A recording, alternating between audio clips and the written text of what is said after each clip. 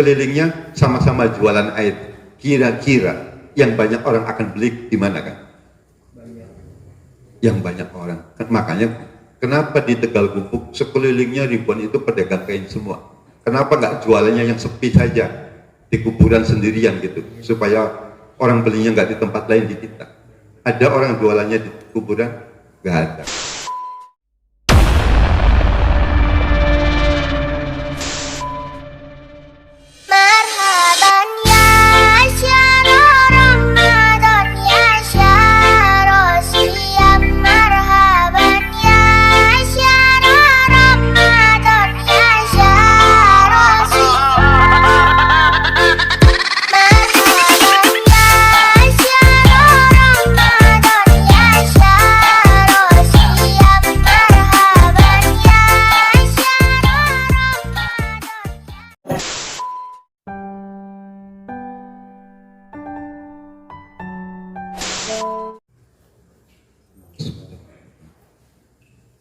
Assalamualaikum warahmatullahi wabarakatuh.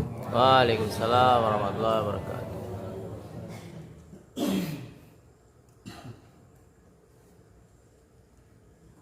Al-Fatihah.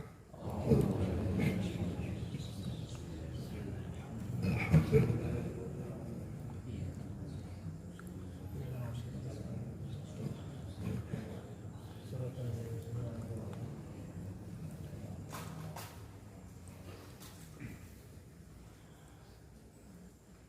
Alhamdulillahi Rabbil Alamin. Wabihi nasta'inu ala umuri dunya waddin. Wala hawla wala quwwata illa billahil aliyyil azim. Asyhadu an la ilaha illallah wahdahu la syarika lah. Wa asyhadu anna Muhammadan abduhu wa rasuluh. Allahumma salli ala Sayyidina Muhammad wa ala ali Sayyidina Muhammad. Rabbi shrah li sadri wa yassir li amri wahlul 'uqdatam min lisani yafqahu qawli, amma ba'd. Yang kami muliakan guru kita semua, orang tua kita semua, Rois Syuriah anggota NU Kecamatan Karangsembung beserta jajarannya. Yang kami muliakan guru kita semua, Al-Mukarram Al-Ustaz Muhyiddin, yang senantiasa sosok anak muda yang terus gigih giat untuk mensyiarkan Islam, mensyiarkan Al-Quran di daerah Karangsembung. Para guru, para asatidz, bapak-bapak, ibu-ibu yang dimuliakan Allah, malam ini bagi kami sungguh sangat istimewa. Kami kedatangan orang-orang pilihan, orang-orang istimewa, manusia-manusia terbaik. Rasulullah memberikan ciri, memberikan tanda tentang siapakah orang-orang pilihan, siapakah manusia-manusia yang terbaik. Dan alhamdulillah malam ini malam yang sangat istimewa, kami kedatangan orang-orang yang dalam ciri itu ada. Ciri orang pilihan, ciri orang terbaik itu yang senantiasa dekat dengan Al-Quran. Dan alhamdulillah malam ini kami dipertemukan dalam rangkaian yang sangat istimewa. Tadi juga diinformasikan khatmil Qur'annya sudah putaran ke-31. Ini anugerah terbesar yang kata Imam Az-Zamakhsyari, orang yang hidupnya dengan Al-Quran itu orang yang memperoleh anugerah paling agung. Dan alhamdulillah malam ini kita semua, hati kita dilembutkan, pikiran kita dicondongkan untuk senantiasa mau hadir dalam rangka khatmil Quran, dalam rangka nuzulul Quran. Sekalipun tengah malam, ini malam-malam terindah. Boleh jadi malam ini malam teristimewa di tahun 2021. Ada seorang sahabat sahabat Rasulullah yang hidupnya nyaris ideal. Cita-cita kita itu nyaris nempel semua ada di beliau. Beliau namanya sahabat Anas bin Malik. Anas bin Malik itu hidupnya memiliki kekayaan luar biasa. Kenapa bisa kaya luar biasa? Karena di samping mendapatkan doa spesial dari Rasulullah, Rasulullah mendoakan ke Anas bin Malik itu, Allahumma aksir malahu. Ya Allah, perbanyaklah hartanya. Dan Anas bin Malik ini kaya raya. Kira-kira yang hadir di sini tolong ajungkan tangan yang ingin jadi orang kaya, ajungkan tangan. Ya Allah, yang ajung tangan semoga diijabah. Amin. Ya Allah. Amin. Ayo nak kene. Kampung ajeng bonggan. Di samping kaya raya, Anas bin Malik ini umurnya panjang. Umurnya 103 tahun. Kalau menghitung dengan Hijriah, hitungannya 107 tahun. Kaya raya, umurnya panjang. Saya pengen tahu yang umurnya pengen panjang, ajungkan tangan. Amin. Ya. Sehat. Di samping kaya raya, umurnya panjang, Anas bin Malik itu oleh Allah dianugerahi anak yang banyak dan soleh-solihah semua. Coba saya ingin tahu di sini yang ingin punya cita-cita anaknya soleh dan solihah, ajungkan tangan. Amin. Karena doa Rasulullah di samping Allahumma aksir malahu wa waladahu.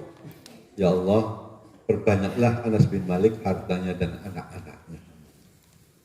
Tidak hanya itu, Anas bin Malik di samping kaya raya, umurnya panjang, anaknya banyak dan solehah semua.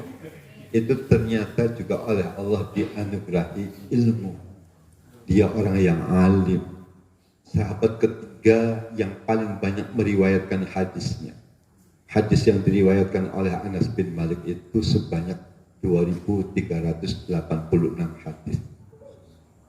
Nah, saya pengen tahu yang ingin anak-anaknya jadi orang alim, ajungkan tangan. Ajung kabeh ya. Tidak hanya itu, di samping kaya raya, umurnya panjang, hartanya alim, anaknya soleh-solihah. Apalagi yang dianugerahi oleh Anas bin Malik. Anas bin Malik itu memiliki kedudukan yang tinggi. Dia menjadi sahabat yang paling berpengaruh di antara sahabat-sahabat yang lain. Coba saya pengen di sini yang pengen jadi pemimpin, ajungkan tangan.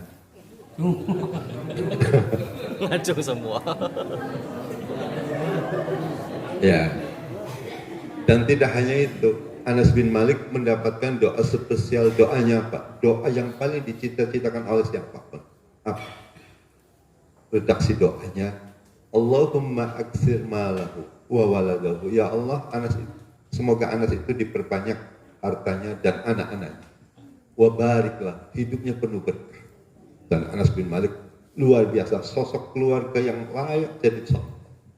Dan tidak hanya itu, ini cita-cita terbesar semua orang. Apa cita-citanya? Wa adkhilhul jannah. Ya Allah, masukkanlah Anas ini ke dalam surga.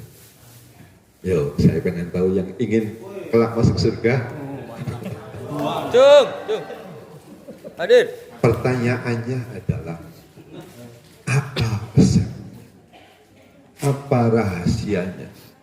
Apa kiatnya sehingga Anas bin Malik itu begitu istimewa? Hampir semua cita-cita orang itu nempel dalam dirinya. Kadang ada orang kaya tapi umurnya pendek. Kadang ada jadi pemimpin tapi istrinya nggak soleha, anak-anaknya ngelawan. Kadang ada alim, pinter tapi sama istri saja kalah. Nah, Anas bin Malik nyaris ideal kan. Pertanyaannya, kiatnya apa? Rahasianya apa? Resepnya apa? Nah, resepnya adalah yang sudah dilakukan selama 31 kali. Apa resepnya? Anas bin Malik itu kalau ada doa khatmil Quran, Anas bin Malik itu senantiasa hadir. Kesibukan apapun disisikan dan hadir. Tetapi tidak sendiri. Nah, ini yang membedakan kita dengan Anas bin Malik. Kalau Anas bin Malik itu dia hadir tidak sendirian. Istrinya diajak, anak-anaknya diajak, menantunya diajak. Yo, saya pengen tahu. Yang sekarang hadir, bapaknya hadir, ibunya hadir, anaknya hadir, menantunya hadir. Ada nggak? Ayo. Biasanya bapaknya hadir, ibunya. Bapaknya hadir, ibunya hadir, anaknya enggak. Bapaknya hadir, anaknya hadir, menantunya enggak. Jadi Anas bin Malik itu justru resepnya ketika ada khatmil Quran, dia tidak datang sendirian. Tetapi Anas bin Malik mengajak istrinya, mengajak anak-anaknya, plus mengajak menantu. Kenapa bisanya sampai diajak semua? Idza khatamal abdu, kata Rasulullah, ketika seseorang itu mengkhatamkan Quran, idza khatamal abdul Qur'an, ketika seseorang hamba itu mengkhatamkan Al-Quran, ada apa sih? Shalla alaihi sittuna alfi malakin. Ada 70, ada 60 ribu malaikat turut mendoakan apa yang menjadi hajat kita. Kita ngundang 100 orang saja harus repot. Ngundang 1000 orang ya tambah lebih repot. Tetapi kalau ada khatmul Quran, maka 60 ribu malaikat berduyun-duyun didelegasikan oleh Allah dalam rangka apa? Untuk turut mendoakan apa yang menjadi hajat kita. Nah, resep inilah yang saya pikir layak menjadi contoh, layak ditiru. Kalau kita ingin kayak Anas bin Malik, hidupnya berlimpah harta, hidupnya anak-anaknya soleh-solihah, hidupnya senantiasa berkah, hidupnya senantiasa dekat dengan ilmu, alim, dan senantiasa oleh Allah juga dikasih kesempatan, dikasih informasi, dikasih kabar gembira untuk bisa mencicipi surga. Salah satunya adalah, yuk kalau ada khatmul Quran jangan sendiri datangnya. Tadi ada Pak Kuhu, ada? Mana Pak Kuhu? Kang Kuhu mau nyontoin kalau ada khatmul Quran, Kang Kuhu ngajak istrinya, ngajak anaknya, ngajak menantunya. Yuk doakan Kang Kuhu senantiasa kepemimpinannya dimudahkan oleh Allah. Jadi kalau kita punya hajat, yang doakan kiai saja seakan-akan kita sudah tersugesti, doanya ijabah. Termasuk apa sih motivasi kita mau ber-NU? Salah satunya adalah kita mau menjadi santrinya Hadratus Syekh. Kenapa mau jadi santrinya Hadratus Syekh? Karena nanti oleh beliau kita didoakan husnul khotimah. Amin. Jadi ketika kita merasa yang doa Hadratus Syekh, kita tersugesti banget. Apalagi yang turut mendoakan kita, yang turut mengamini kita, yang turut memohonkan kepada Allah, itu tidak tanggung-tanggung. 60 ribu malaikat. Makanya kalau ada khatmul Quran, sempatkan. Saran saya, ajak semua orang di rumah. Ajak istri, ajak anak-anak, ajak menantu. Yuk doa bareng. Kenapa sih bareng-bareng? Gampang. Nih kita bisa belajar dari 5 jari. 5 jari ini sok milih salah satu. Jempol boleh, telunjuk boleh, jari tengah boleh, jari manis boleh, kelingking boleh. Coba kalau 1 jari, kira-kira bisa nggak kita minum? Ayo sok ambil akuannya dengan 1 jari, bisa nggak kita minum? Nggak bisa. Bisa nggak makan dengan 1 jari? Bisa nggak main handphone dengan 1 jari? Jadi kalau kita sendiri itu nggak bisa ngapa-ngapa. Maka di sini pentingnya bareng-bareng. Di sini pentingnya bareng-bareng. Contoh lagi, apakah orang sendirian itu menghasilkan? Yo, kalau ada yang tani, coba nanam sawah sendiri, sekelilingnya nanamnya jagung, sekelilingnya nanamnya terong. Kira-kira hasil pertaniannya lebih baik atau tidak? Ayo, tidak. Kenapa? Sendiri. Kalau kita jualan, katakanlah jualan aqua sendirian di Towang, dibanding kita jualan aqua yang di sekelilingnya sama-sama jualan air, kira-kira yang banyak orang akan beli di mana kan? Yang banyak orang. Makanya kenapa di Tegal Gubuk sekelilingnya ribuan itu pedagang kain semua? Kenapa nggak jualannya yang sepi saja di kuburan sendirian gitu, supaya orang belinya nggak di tempat lain di kita? Ada orang jualannya di kuburan? Nggak ada. Kenapa? Kalau sendirian justru tadi menjadi penghasilannya tidak maksimal. Maka di sini pentingnya berjamaah, pentingnya bareng-bareng, termasuk doa. Maka kalau mau doanya cesplek, kalau mau doanya ijabah, yuk doanya jangan sendirian. Maka saran saya nanti yang khotmil Quran berikutnya ajak semuanya. Mumpung hajat kita ini, mumpung ada 60.000 malaikat yang turut mendoakan apa yang menjadi hajat kita. Makanya malam ini malam nuzulul Quran, malam di mana Al-Quran diturunkan. Semoga kita semua oleh Allah dianugerahi keberkahan Al-Quran. Semoga kita semua oleh Allah dianugerahi kemuliaan Al-Quran.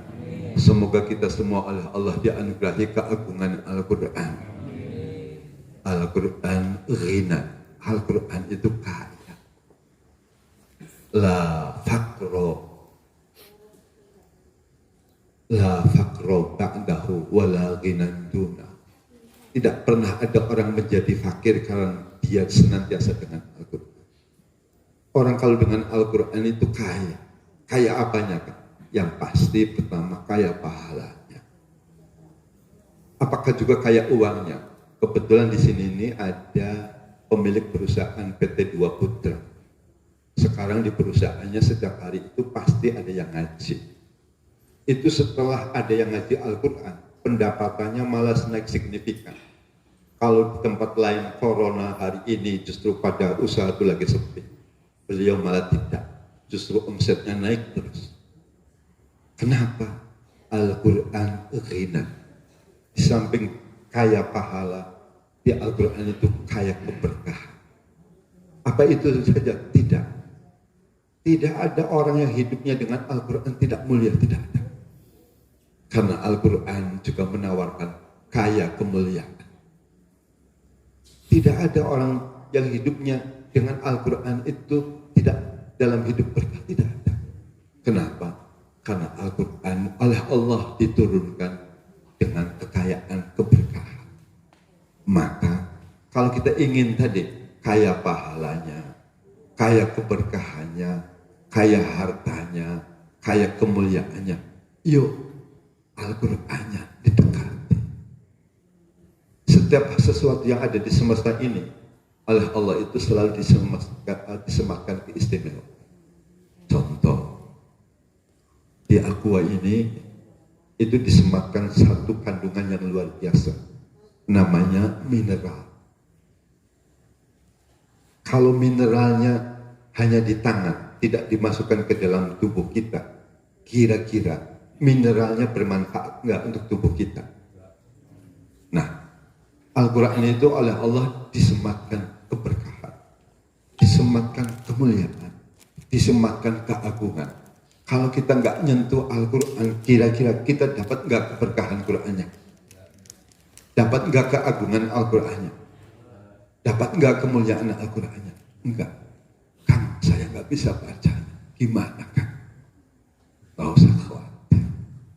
Ada seorang sahabat Rasulullah Sallallahu Alaihi Wasallam.